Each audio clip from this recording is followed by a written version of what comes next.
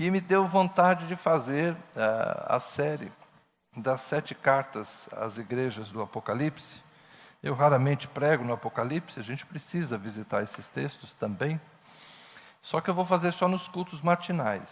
Então isso vai demorar muito tempo, porque pela manhã eu prego no máximo uma vez no mês. E não tem uma regularidade. Qual domingo que eu vou pregar? Isso é uma coisa que a gente resolve entre nós, os pastores. Então é o seguinte, eu não sei quando eu vou terminar. Serão 8 pregações nas cartas às 7 igrejas do Apocalipse. Então eu vou começar hoje. Qualquer domingo desses eu volto a pregar pela manhã, e aí eu prego a igreja de Éfeso e vou caminhar. Alguns anos atrás, o pastor Elcimar iniciou esta série. Elcimar fez pelo menos 3, eu tenho certeza que 3 igrejas ele pregou. E eu falava, Elcimar, vamos até o fim nesse negócio. Mas depois, por outras circunstâncias, não é?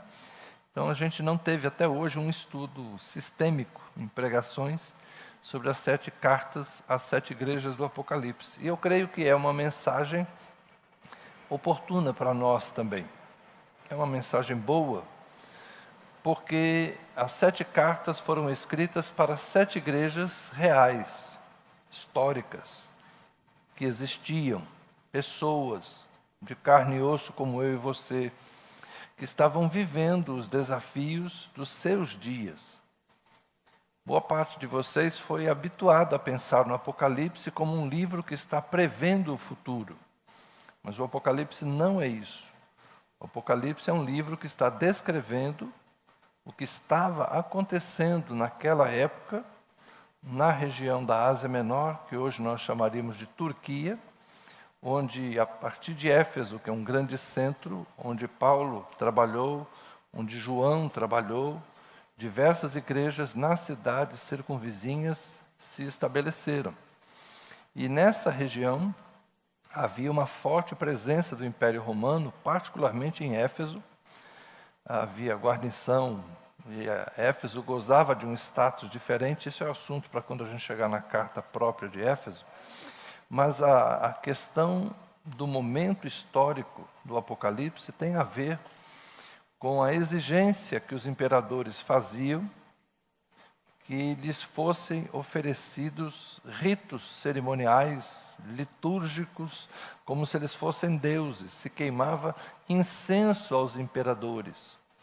Era mais ou menos a ideia de fazer orações, não apenas pelos imperadores. Paulo escreveu que a gente deve orar pelas autoridades, mas era orar aos imperadores. Eles se colocavam não exatamente como deuses, mas como pessoas que deveriam ser veneradas como se o fossem. E o culto ao imperador, para um cristão, era impossível. Porque o testemunho de um cristão, a declaração de um cristão naqueles dias é: Jesus Cristo é o Senhor.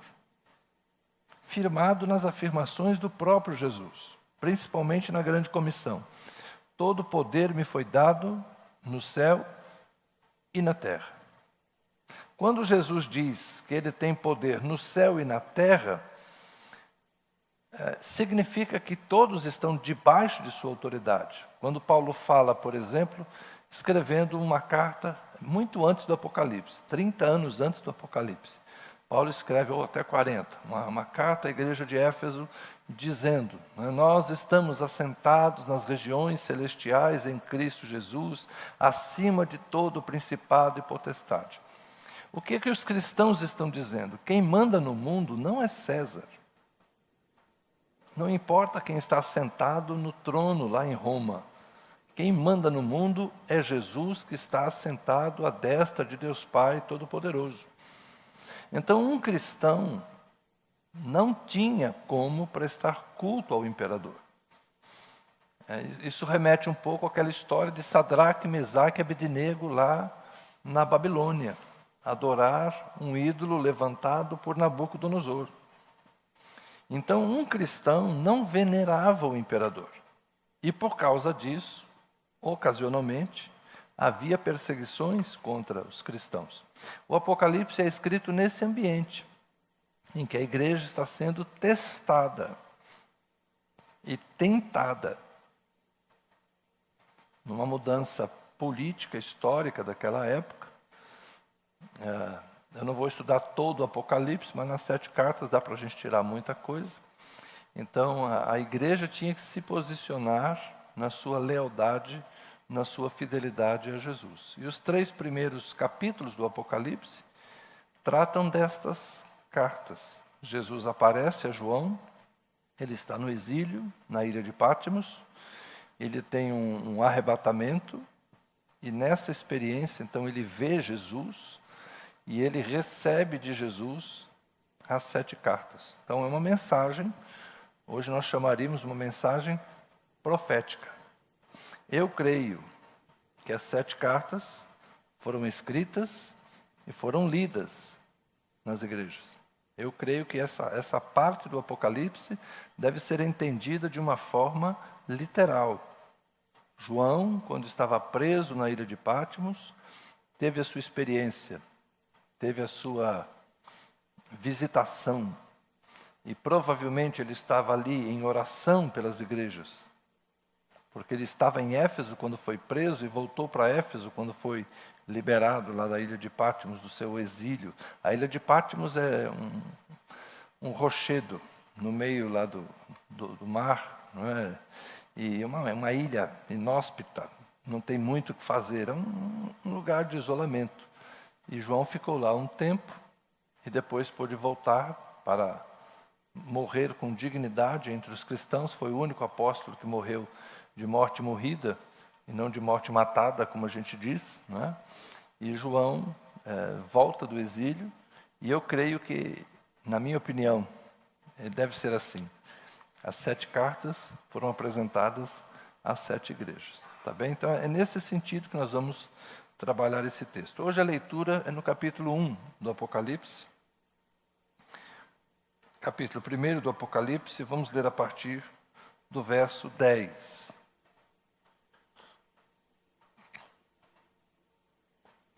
Vamos ler o 9 também, vai ficar mais bonito. Capítulo 1, verso 9. Eu, João, irmão e companheiro de vocês na tribulação, no reino e na perseverança. Veja que ele está passando pelas dificuldades que a igreja está passando.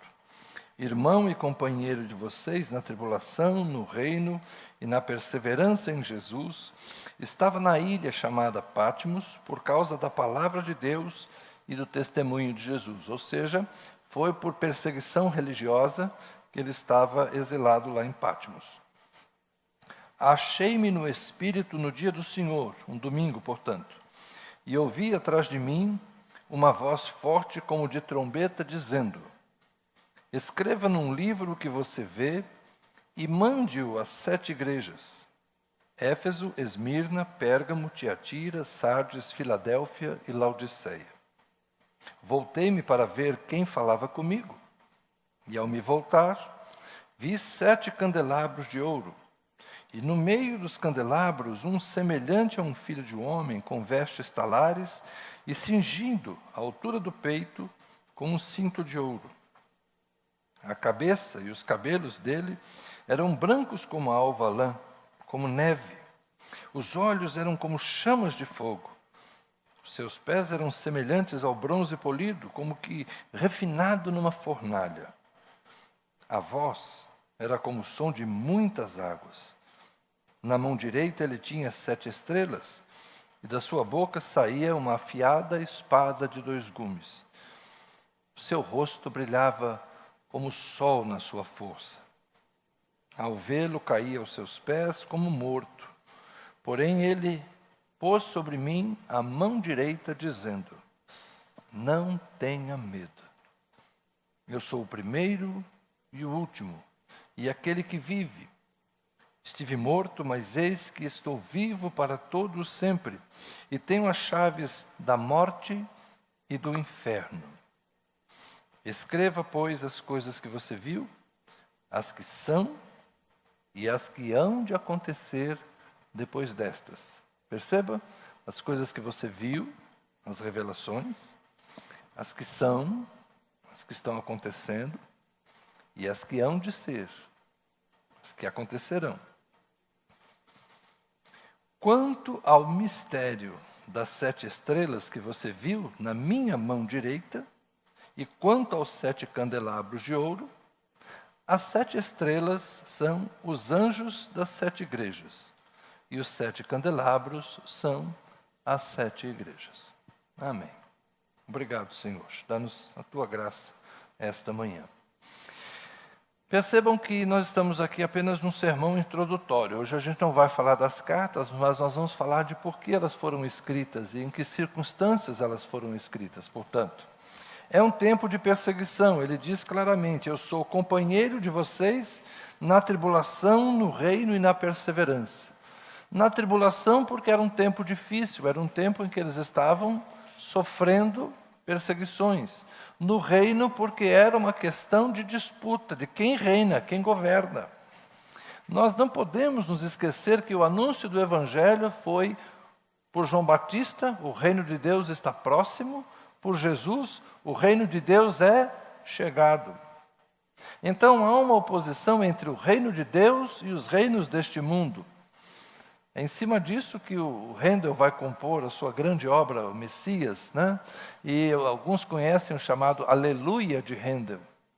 Os reinos deste mundo já passaram e todos agora se fizeram do nosso Senhor. Aleluia, aleluia, aleluia, aleluia.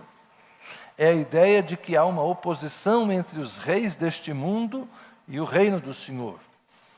Asaf Borba compôs uma outra canção, não tão elaborada como Aleluia de Handel, mas essa aí a gente conhece fácil. Os reis da terra se prostrarão ante a ti, Senhor. Sim, os poderosos virão a ti e confessarão o teu poder. Não é? Essa é mais fácil da gente cantar. Os reinos deste mundo vão dizer: o poder pertence a Deus. E no Apocalipse o poder é de Deus e do seu Cristo, do Cordeiro de Deus que tira o pecado do mundo. Então o Apocalipse é escrito a uma igreja que está enfrentando tribulação, mas que vive sob o reino. Eu sou companheiro de vocês na tribulação, no reino e na perseverança em Jesus. O Apocalipse é, portanto, um livro escrito para uma igreja perseguida, mas que precisa perseverar em Jesus. Não é uma mensagem para nos assustar, para nos afugentar, para nos deixar em polvorosa porque o mundo vai acabar. Não. Ao contrário. É para nos dizer que o mundo não vai acabar. Que as coisas vão acontecer. Olha o que lemos aqui, né? As coisas que são, as que serão. A história vai continuar, as coisas vão acontecer. A igreja tem que estar preparada para uma história que se desenrola, para algo que está se desenvolvendo, debaixo de um plano de Deus. Existe uma história na terra, mas existe uma autoridade no céu. É por isso que o Apocalipse tem essa ideia, né, do céu que interfere na terra. Porque o reino de Deus, como disse Jesus, é como uma semente de uma árvore pequena, mas que ele cresce e vai se espalhando. Como uma pequena porção de fermento em 3 grandes medidas de farinha. Então a ideia de que o reino de Deus vai transformar o mundo, vai sacudir o mundo. Tem uma expressão interessante lá em Atos dos Apóstolos, quando o pessoal de Éfeso reclama dos cristãos. O ministério do apóstolo Paulo, ele fala assim: aqueles que estão transtornando o mundo chegaram até aqui. Por quê? Porque a conversão das pessoas a Cristo as afastava da idolatria, as afastava das visões que tinham antes do paganismo. E quando as pessoas se convertem, as coisas mudam. Na nossa realidade seria o seguinte: se todo mundo se converter, os botecos vão ter que fechar. Se todo mundo se converter mesmo, motel fecha, prostíbulo fecha, fábrica de bebida fecha. Se todo mundo se converter mesmo, jogo do bicho acaba. Casa lotérica também. Estou falando de converter mesmo. Falando de converter. Converter. Fábrica de cigarro. Acaba. Ah, porque fumar é pecado? Não, porque a gente cuida do corpo.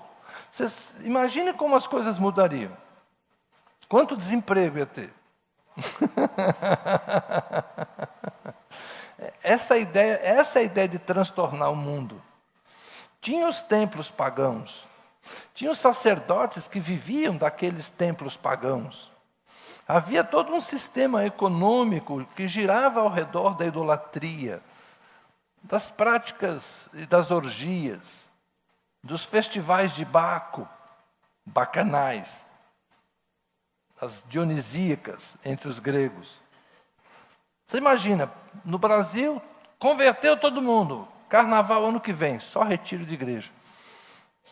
Vocês estão entendendo? Aí os turistas chegam, peraí, não vai ter carnaval no Brasil? Não, virou tudo crente. Não tem mais carnaval, agora é só marcha para Jesus. Entenderam? É mais ou menos isso. Eu estou dando uns exemplos meio doidos aqui, mas acho que todo mundo entendeu o que era estar transtornando o mundo na lógica de Atos dos Apóstolos. Mas fica tranquilo, Mauro, campeonato de futebol ainda ia ter. Eu só não sei se o Botafogo vai ser campeão, mas o campeonato vai acontecer. Então, o mundo estava sendo influenciado pelos cristãos, e isso estava trazendo mudanças. Por isso havia, então, um choque dessa inserção do cristianismo no mundo que era idólatra e pagão. Tá bem? Bom, mas aí João está preso, recebe a revelação, por isso as coisas que você vê, as coisas que são e as coisas que serão, João recebe a revelação e vai comunicar à igreja. Quem aparece para João? Aparece um Cristo glorificado. Aparece um Cristo que ele descreve com as figuras que os antigos profetas, Daniel e Ezequiel, usaram para descrever seres angelicais que eles viram. Se você tem aquela Bíblia que tem aí as referências, você vai perceber que a forma de dizer cabelos brancos e alvos como a lã, olhos como chama de fogo, pés semelhantes ao bronze polido, a voz como o som de muitas águas, ele está se referindo a trechos de Daniel capítulo 10, Daniel capítulo 7, Ezequiel capítulo 1.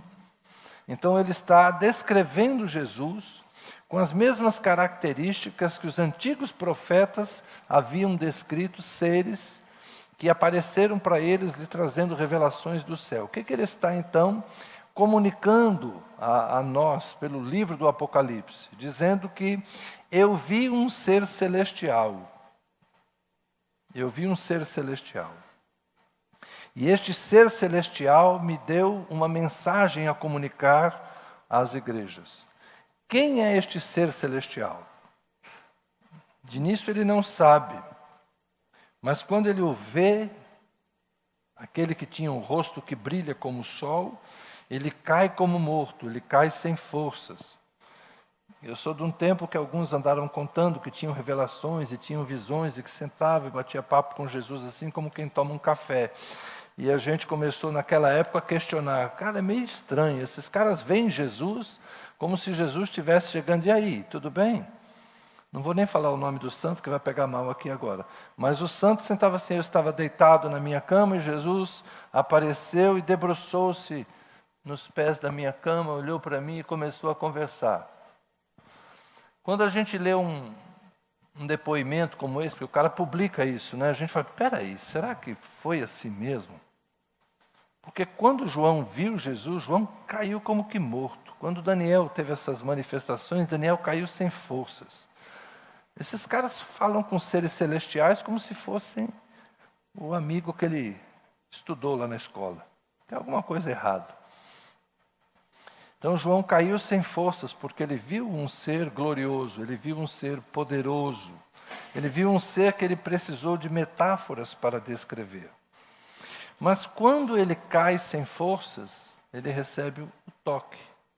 Ele pôs sobre mim a mão direita e disse: não tenha medo, eu sou o primeiro e o último.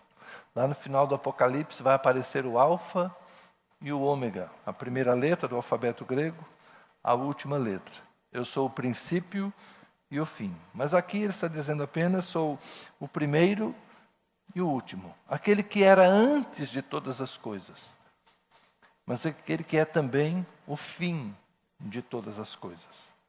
Na linguagem paulina, tudo veio dele, tudo volta para ele. Dele, por ele, para ele, são todas as coisas. Ele está vendo Jesus. Ele sabe que é Jesus. Aquele que vive. Estive morto, mas eis que estou vivo para todo sempre. E tenho a chave da morte e do inferno. Aqui é a ideia do Thanatos, da escuridão, das trevas, né? E do Hades. É uma ideia, então, de que Jesus é aquele que tem o controle sobre a morte e a vida.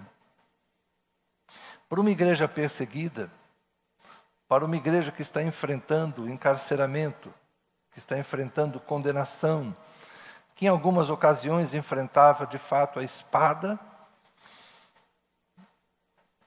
Jesus aparece dizendo: eu sou aquele que tem a chave da morte e do inferno.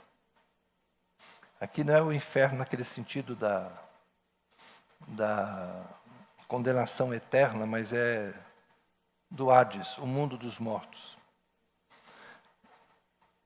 Os poderosos deste mundo acham que têm poder. E por mais que um homem ou uma mulher detenham poder na terra, existe um poder que é sobre eles, ao qual eles não podem resistir. Todos eles são apenas mortais. É o que o salmista diz: não confiem nos homens, nem em príncipes de homens, ou nos principais dos homens, porque neles não há salvação. Por quê? Porque eles são mortais. Alguns podem se achar muito poderosos na terra hoje. Alguns podem ser arrogantes e prepotentes, pelo dinheiro que têm, pela posição política, pelo botãozinho que eles podem apertar lá e mudar a vida de muita gente, por um documento que, se ele assinar, ele muda a vida de muita gente. Tem gente que acha que tem a caneta poderosa. E é verdade, nesse mundo as pessoas detêm algum poder. Isso não é um mundo de todo mundo é igual. Nem perante a lei, nem na ausência de lei. Esse nunca foi o mundo da igualdade. Sempre foi o mundo em que poderosos, poucos, dominaram as grandes massas. O mundo sempre foi assim.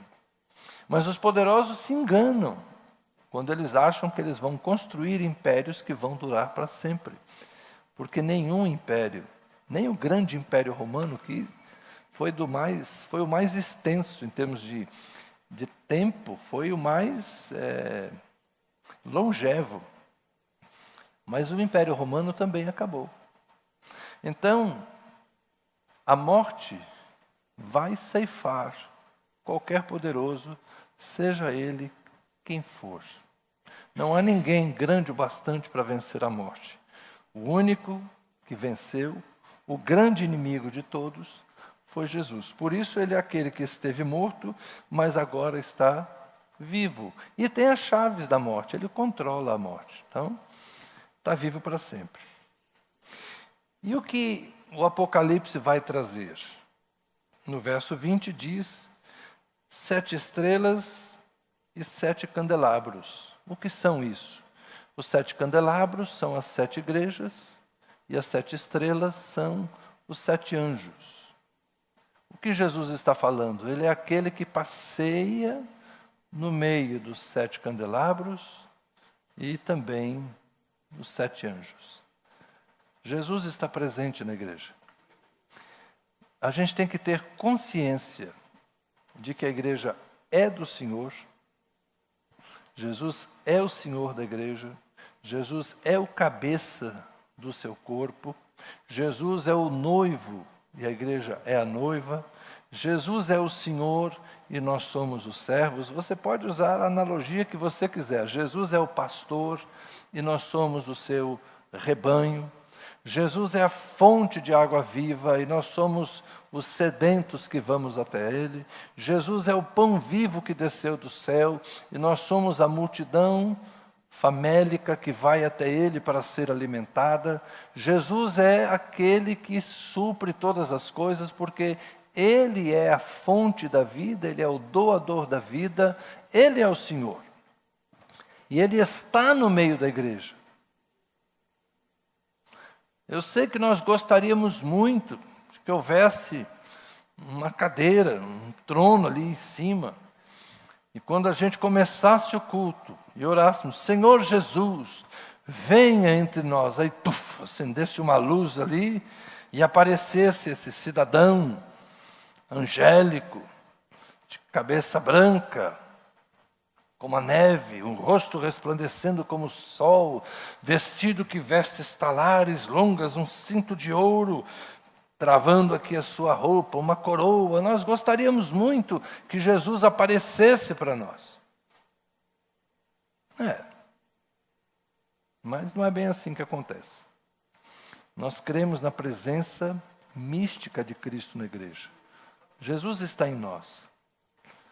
Quando nos reunimos, 2 ou 3, ali está Jesus no meio de nós. Quando caminhamos sozinhos, fazendo a nossa trilha, Jesus está conosco. Jesus está presente na igreja, a gente não pode esquecer disso. Mas quando pensamos nesta igreja, que está espalhada, essa igreja, nós mesmos enquanto uma comunidade, Jesus está conosco. Ele não está alheio à nossa realidade. Jesus conhece a gente, conhece a nossa história, sabe o que está acontecendo com a gente. Individualmente, na nossa casa, na nossa vida pessoal, nos nossos sentimentos, nas nossas emoções, Jesus nos conhece a cada um. Mas estou hoje pensando aqui nessa carta que é para a igreja, para a comunidade. Jesus nos conhece. Jesus sabe o que nós fazemos. Jesus assiste os nossos cultos. Jesus nos ajuda na escola dominical. Jesus está conosco nas reuniões caseiras. Jesus está conosco nas coisas do dia a dia. Jesus está com a gente lá na cantina, depois do culto de domingo à noite. Jesus está com a gente nos casamentos, nos velórios, em tudo que a gente faz, em tudo que a gente vive como igreja. Jesus está conosco. Jesus está conosco quando a gente está fazendo o nosso planejamento. Jesus está conosco quando a gente pensa as nossas finanças, os nossos campos missionários. Jesus participa da vida da igreja. Jesus assiste o culto dos jovens, dos adolescentes, Ele está em todas.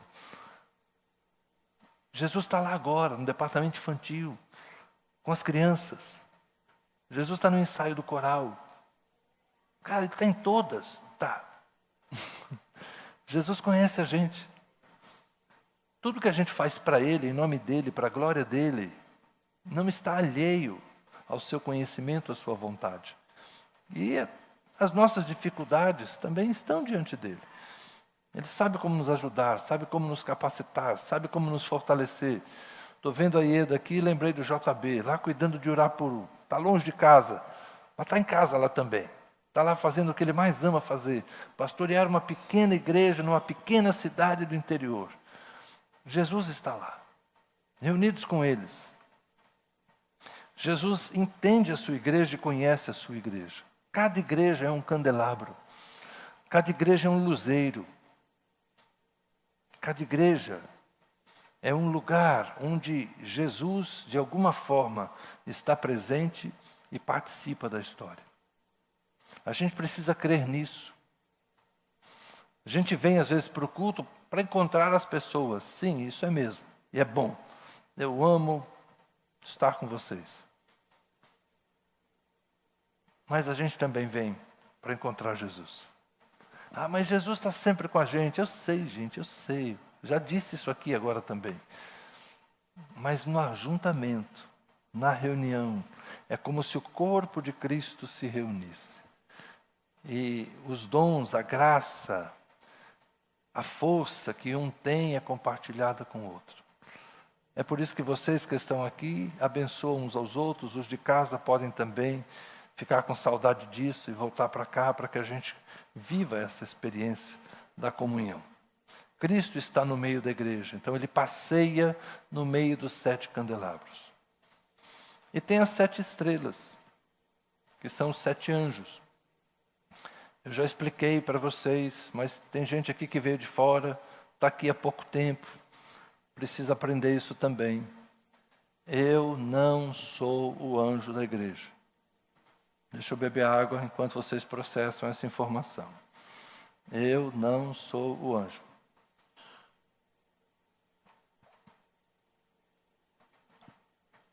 Vocês aí de casa, atrás da lente, vocês que chegarem depois, eu não sou o anjo.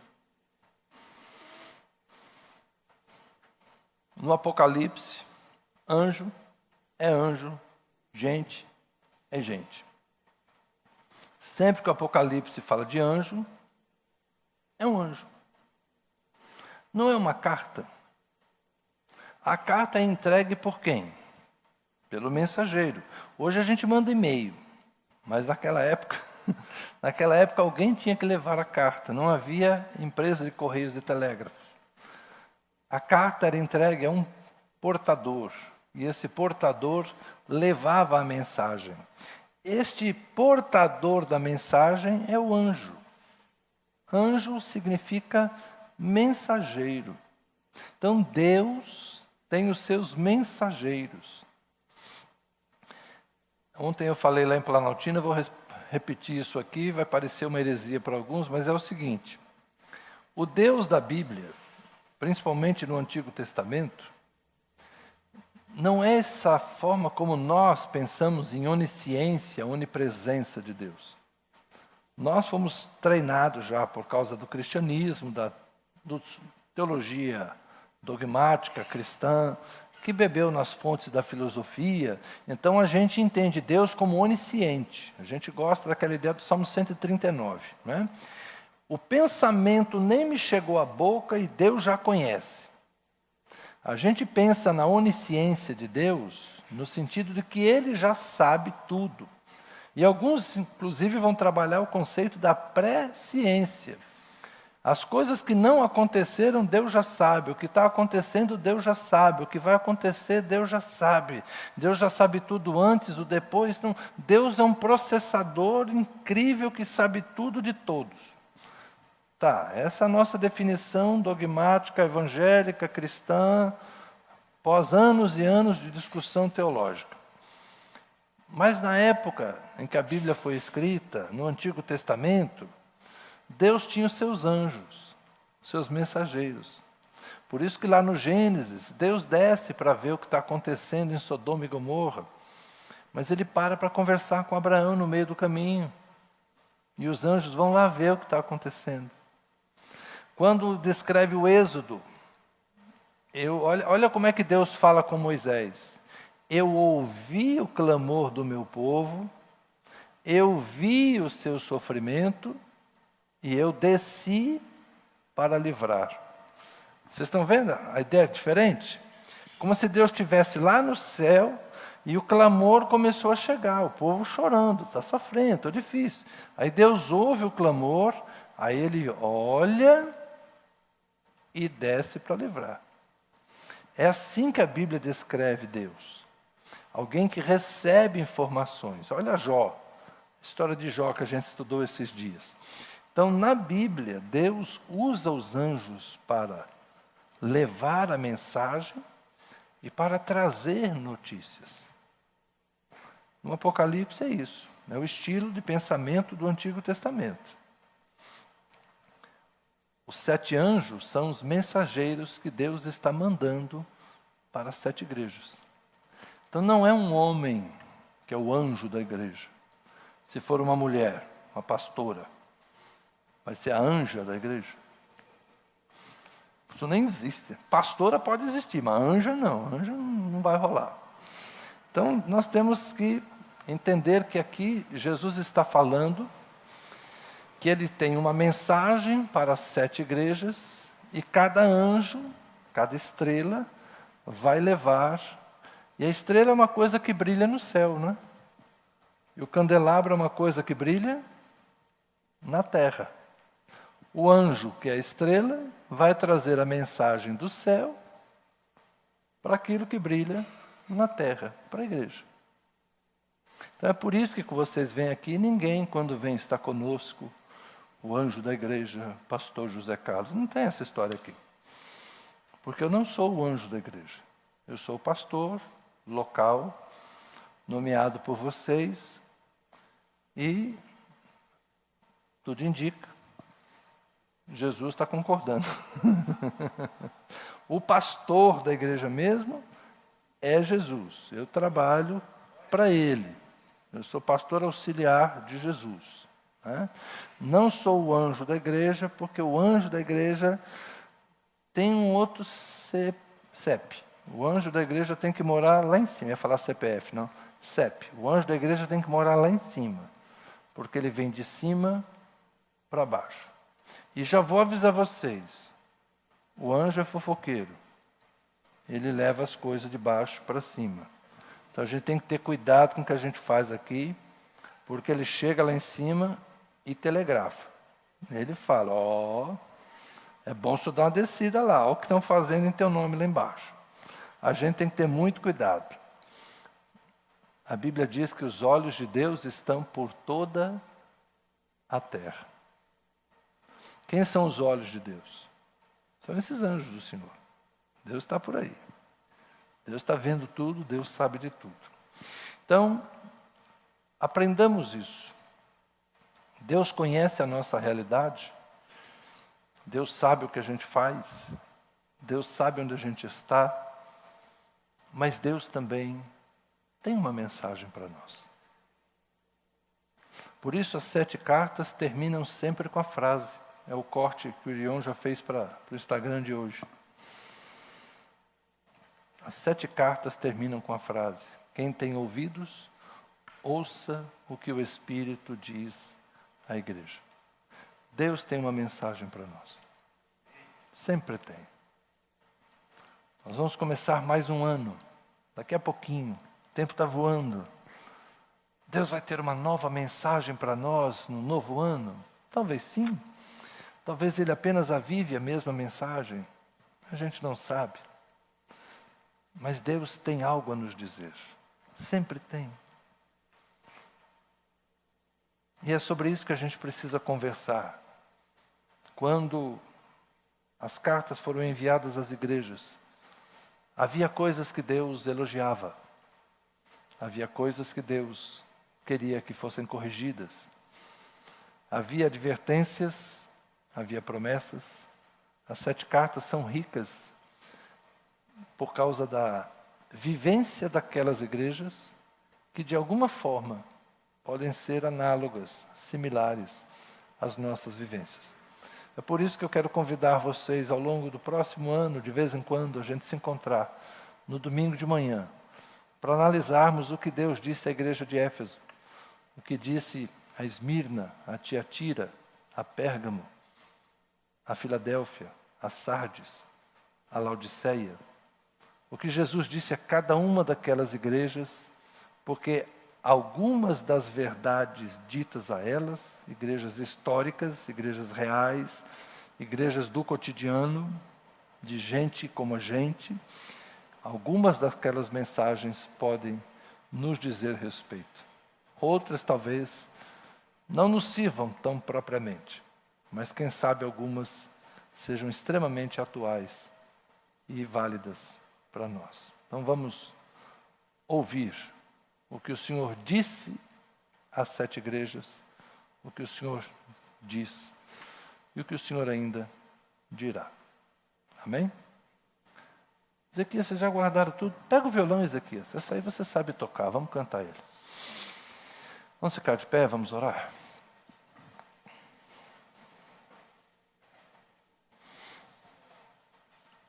Senhor Jesus, Tu és o dono da igreja. Tu és o Senhor da igreja. Foi o Senhor quem morreu e quem ressuscitou. E é o Senhor que está à destra de Deus Pai Todo-Poderoso. Foi ao Senhor que foi dado todo o poder, toda a autoridade nos céus e na terra. Por isso confessamos que Jesus Cristo é o Senhor. Por isso dizemos, como quem profetiza, que um dia todos os reis da terra se prostrarão diante do Senhor, se ajoelharão e confessarão que o poder pertence a Cristo. Nós hoje o fazemos, Senhor, com alegria, com gratidão, de boa vontade. Nós confessamos o Teu senhorio sobre a nossa vida particularmente. Nós confessamos o Teu senhorio sobre as nossas casas. Nós confessamos o Teu senhorio sobre a nossa igreja como comunidade, Senhor. Nós confessamos que somos uma igreja do Senhor. Não pertencemos a nós mesmos. Não somos autônomos, Senhor. Não somos gente que se guia por si mesma, mas somos guiados, somos conduzidos, somos orientados pelo Teu Espírito. Precisamos nos lembrar disso, Senhor. Não somos um projeto pessoal e não somos a soma de projetos pessoais. Nós somos a resposta a um chamado divino. Nós somos a resposta a um convite que nos foi feito por Jesus Cristo. Nós somos uma geração eleita, nós somos um povo comprado, um povo adquirido, e não por ouro ou prata, mas um povo comprado pelo sangue do Cordeiro. Nós somos o povo de Deus, nós somos filhos de Deus. Queremos guardar essa identidade bem clara, Senhor, para não nos esquecermos que o nosso agir, o nosso pensar, o nosso fazer neste mundo tem que estar alinhado com os Teus propósitos, com a Tua vontade.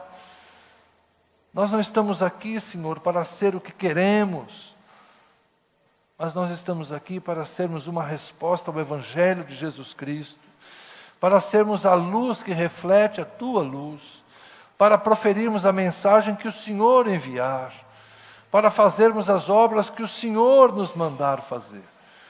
E guarda o nosso coração, Senhor, da arrogância, da prepotência, da autossuficiência, da vaidade. Guarda o nosso coração, Senhor, de pensar que nós somos senhores do nosso destino. Somos apenas mortais, ó Deus, somos como vento, como brisa, passamos rápido. Mas o Senhor permanece para sempre. Tu és o primeiro, Tu és o último. Tu és aquele que abre e fecha portas. O Senhor é aquele que faz caminhos. E nós queremos hoje confessar mais uma vez o senhorio de Jesus Cristo sobre as nossas vidas, para que o nosso caminhar seja para o louvor, para a glória do Teu nome, e para que se saiba em toda a terra que Deus está no meio de nós. Amém.